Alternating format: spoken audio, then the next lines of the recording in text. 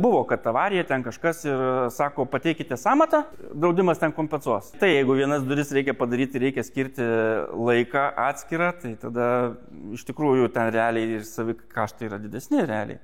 Tos vienų durų. Garažą tai vietos užima tiek pat. Kas kiek laiko peržiūrėti kainodarą, ar būna, kad medžiagų tiekėjai kainas pakeičia? Ko galima tikėtis artimiausiu? Jo, medžiagų kainos keičiasi ir dabar bus vėl kilimas greitų metu. Kol kas tik tai kyla dar ir paslaugų kaina irgi kils.